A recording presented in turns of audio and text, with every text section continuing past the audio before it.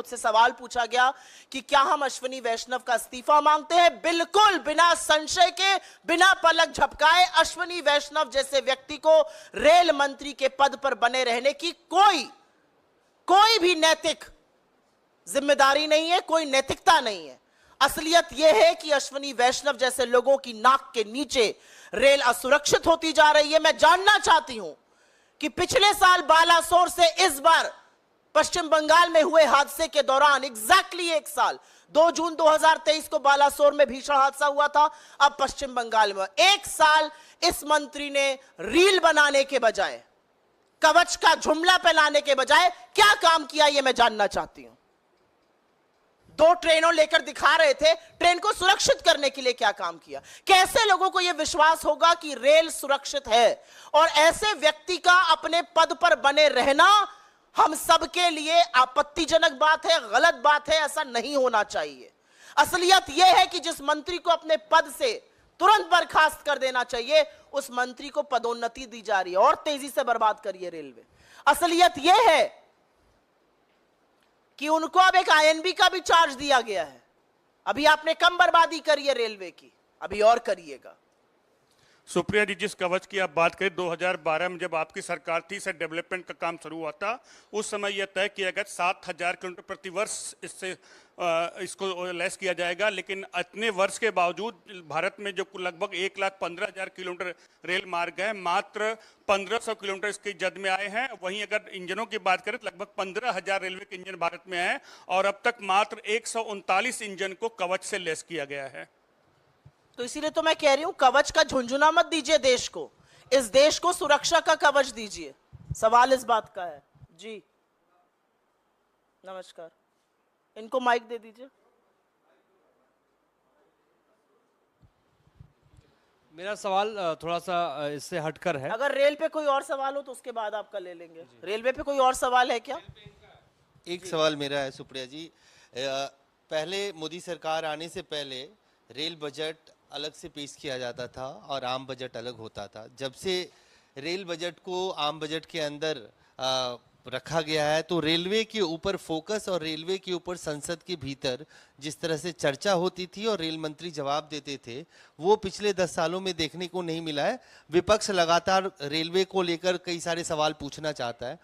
आप लोगों की क्या राय है कि अब मोदी 3.0 में या एनडीए 3.0 में क्या आप लोग ये मांग रखेंगे कि जिस तरह से रेल हादसे हो रहे हैं, रेलवे के बजट को और रेलवे पे चर्चा संसद के भीतर अलग से किया जाए? सबसे पहले तो मोदी 3.0 जैसी कोई चीज नहीं है। एनडी अलायंस है 3.0, उसको आप कह सकते हैं। 63 सीटें हार के जबरन अब आप कुर्सी से चिपक कर फेविकोल से प्रधानमंत्री बन जाइए तो अलग बात है, खींचतान मची हुई है, आप देख ही रहे। आपने मुझसे डायरेक्ट सवाल पूछा रेल बजट को लेकर। मेरा अपना मानना है, सरकार का हर काम, सरकार का हर निर्णय, सरकार का हर फैसला उसकी प्राथमिकता को दिखाता है। जिस दिन आपने रेलवे बजट को मेन बजट में अलाइन कर दिया, उस दिन आपने दिखा दिया कि रेलवे आपकी प्राथमिकता नहीं है। वो एक आवागमन का साधन जिससे हिंदुस्तान की सबसे ज्यादा जनता चलती है, जो करोड़ों लोगों को रोज प्रतिदिन एक जगह से दूसरी जगह जो आवागमन का साधन पहुंचा रहा है, वो आपकी प्राथमिकता नहीं है। और तभी आपने उस बजट को मर्ज किया। मर्ज करने के बाद जवाबदेही खत्म हो गई। मुझे याद है इस सरकार के बनने से पहले रेल मंत्रालय बड़ा कविटेड मंत्रालय होता था, घटक दल उसकी बड़ी मांग करते थे और जब हमने सरकारें चलाई तो बड़ा बड़ा दबाव रहता था कि यह मंत्रालय हमें चाहिए। आज ऐसा क्यों नहीं है? क्योंकि सरकार की प्राथमिकता नहीं है। आज रेल मंत्री आईटी और इलेक्ट्रॉनिक के भी मंत्री बने हुए हैं, आईएनबी के भी बने हुए हैं, महाराष्ट्र के प्रभारी भी बने हुए हैं। तो भैया वो रेलवे कब देखेंगे? तो ये सरकार की प्राथमिकता, ये सरकार की रेल के प्रति जवाबदेही, ये लोगों की सुरक्षा, लोगों के आवागमन के साधन की प्राथमिकता सरकार की दिखाता है। सुप्रिया जी, मेरा सवाल है कि एनडीए की सरकार बनी है, लोकसभा का विशेष सत्र शुरू होने वाला है, स्पीकर को लेके लगातार बैठकें एनडीए की चल रही हैं, तो क्या कांग्रेस पार्टी डिप्टी स्पीकर पद की मांग कर रहा है? ये कांग्रेस पार्टी की जो डिसीजन मेकिंग बॉडी है, कांग्रेस पार्लियामेंट्री पार्टी, हमारी नेता वहां पर श्रीमती सोनिया गांधी जी, हमारे अध्यक्ष खरगे जी और हमारे बाकी वरिष्ठ सहयोगी डिसाइड करेंगे। जैसे ही डिसाइड करेंगे आपको सूचित किया जाएगा। नहीं सुप्रिया जी, उसमें सवाल ये भी है कि स्पीकर या डिप्टी स्पीकर, कि डिप्टी स्पीकर अभी तक चल रहा है कि एनडीए दोनों पद अपने पास रखेगा। क्या डिप्टी स्पीकर पद पे बात बन जाती है तो आप लोग मान जाएंगे, या स्पीकर पद के लिए अपना कैंडिडेट? देखिए, मैं आपको एक बात बता देती हूँ। अब क्या होगा सदन में, हमारी कांग्रेस पार्लियामेंट्री पार्टी, हमारे चुने हुए सांसद, बाकी लोग क्या डिसाइड करेंगे ये मुझे नहीं पता, लेकिन मैं आपको एक बात बता सकती हूं कि कुर्सी की पेटी बांध लीजिए, क्योंकि सदन का तापमान जबरदस्त बढ़ने वाला है। अब सदन उस जबरन, उस तानाशाही से नहीं चला पाएंगे जो पहले चलाते थे। कोई फर्क नहीं पड़ता स्पीकर कौन बने और डिप्टी स्पीकर कौन बने। राहुल गांधी के 14 मिनट के वक्तव्य में 11 मिनट आपको स्पीकर अब नहीं दिखेंगे, यह मैं आपको कह सकती हूं, और यह लोकतंत्र की ताकत है। ये जनता ने मैसेज दिया है कि अगर राहुल गांधी जी 14 मिनट मणिपुर पर बोलेंगे तो 11 मिनट ओम बिरला की शक्ल हम नहीं देखेंगे, हम राहुल गांधी को देखेंगे। तो ये होने वाला है। सदन में जिस सदन में राहुल जी को नहीं संभाल पा रहे थे, वहां पर अब प्रियंका जी आने वाली हैं। इंडिया गठबंधन के बड़े बड़े प्रबल नेता, प्रखर वक्ता सब आने वाले हैं। क्या होगा बेचारों का? तो मुझे तो उनको अपनी अग्रिम सिंपैथी, अपनी अग्रिम कंडोलेंसेस बीजेपी को मैं देना चाहती हूं। अब सदन उस गुंडई से और उस तानाशाही से नहीं चल पाएगा।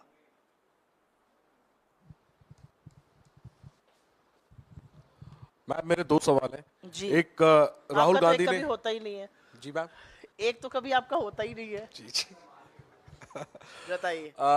तो राहुल गांधी ने चुनाव नतीजों के बाद पहला इंटरव्यू फाइनेंशियल टाइम्स को दिया है और उसमें उन्होंने ये बड़ा बयान दिया कि मोदी सरकार को टिकने के लिए संघर्ष करना पड़ेगा। ये भी दावा किया कि बीजेपी के कैंप के कुछ नेता उनके संपर्क में हैं। इसको लेकर के मैं चाहूंगा कि और थोड़ा विस्तार से आप बताएं कि टिकने के लिए संघर्ष करने वाली बात और बीजेपी कैंप के नेताओं के संपर्क में रहने वाली बात का आधार क्या है, पहला। और दूसरा, आम आदमी पार्टी की राज्यसभा सांसद स्वाति मालीवाल ने आपके नेता राहुल गांधी समेत तमाम इंडिया अलायंस के बड़े नेताओं को पत्र लिखा है और उनके साथ जो कथित पिटाई हुई सीएम आवास पर, उस मामले में मिलने का समय मांगा है। क्या आपके नेता स्वाति मालीवाल से मिलेंगे? मैं पहले सवाल का जवाब दूंगी, उसको प्रखरता से दूंगी, और उसके बाद आपके दूसरे सवाल पर आऊंगी। प्रत्यक्षम किम प्रमाणम, राहुल जी ने जो बात कही है ये तो दिख रहा है आपको। 63 सीट नरेंद्र मोदी की कम हो गई, बैसाखियों पर टिके हुए हैं, बैसाखियां बवाल मचा रही हैं। पहले दिन उनके घटक जल जेडीयू ने कहा अग्निवीर जाना चाहिए, उसके बाद उन्होंने कहा जातिगत जनगणना होनी चाहिए। टीडीपी ने कहा हम डंके की चोट पर 4% मुस्लिम आरक्षण लागू करेंगे। वो कह रहे हैं बार बार पेगासस की जांच हो। राजभर जी जाकर, जो उनके घटक दल है यूपी में, हर जगह जाके कह रहे हैं मोदी और योगी की वजह से हार गए। अरे घटक दलों को 2 मिनट छोड़ दीजिए। जो आइडियोलॉजिकल फाउंटेन हेड है, जो सैद्धांतिक विचारधारा से जिसकी नाड़ी जुड़ी हुई है, आरएसएस पाठ पढ़ा रही है कि विरोधियों को प्रतिपक्ष में अपना दुश्मन मत समझिए। वो पाठ पढ़ा रहे हैं कि आपके अभिमान के चलते भगवान राम ने आपको 200 के ऊपर कुछ सीटों पर रोक दिया। वो पाठ पढ़ा रहे हैं कि मणिपुर जल रहा है, उसका त्वरित फैसला होना चाहिए।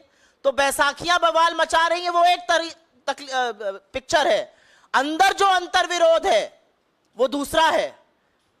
आप लोगों से क्या छुपा है? आप लोग तो सब जानते हैं। छापिए भले नहीं, बोलिए भले नहीं, आप जानते हैं किस तरह की तलवारें ठनी हुई हैं अमित शाह जी और योगी आदित्यनाथ जी में।